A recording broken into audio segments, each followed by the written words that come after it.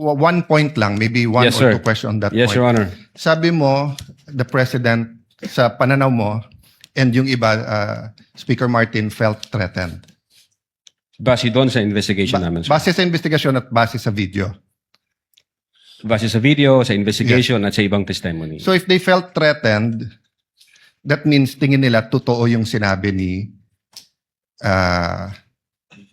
VP Sara na patayin sila. Kasi they wouldn't feel threatened if they don't think na she meant it, na patayin silang tatlo, right? In our investigation, they trinato nila yung utterances as seryoso. Yes, At so banta they ito. won't feel threatened unless tingin nila seryoso yung threat.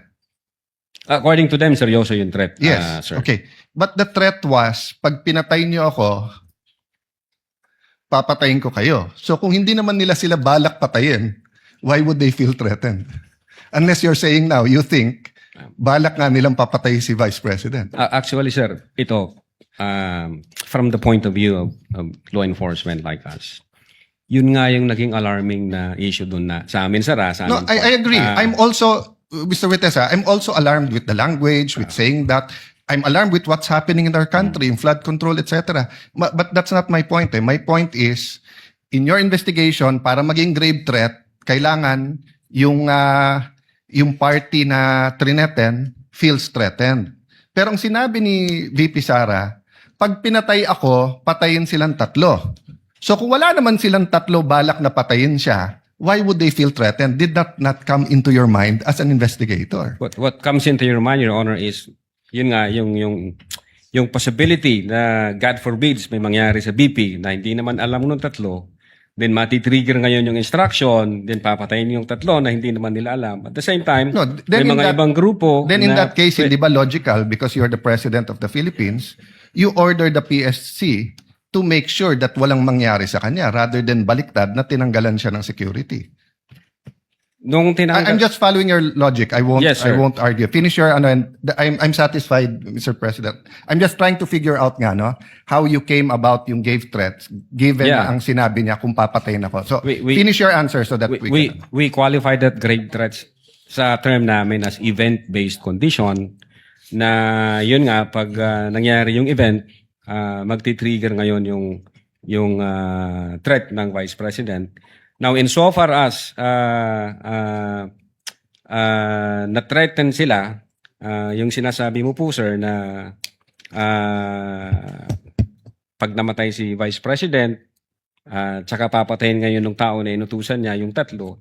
Ang isa sa alarming, na very alarming part na nakita namin, yung mga sasakay ho na grupo po eh. Kasi, God forbid, pwedeng mawala ang Vice Presidente but not necessarily sila yung dahilan. Pwedeng namatay siya for one reason or the other.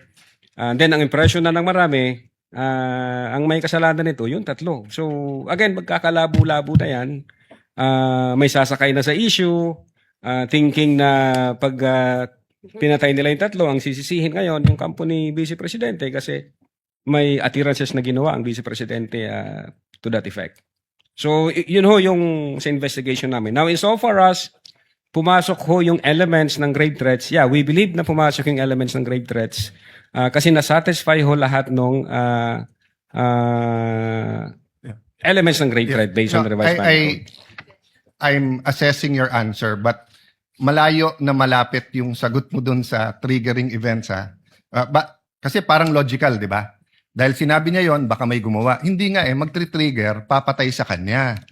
So para matrigger na patayin ang Pangulo, you're saying that VP Sara is asking other people to kill her so that they can kill Marcos. Di sana sinabi na lang niya patayin niyo si Marcos. Sabi mo i-trigger, but anyway, I'm trying to process, but hindi logical yung sinabi mo that event will trigger.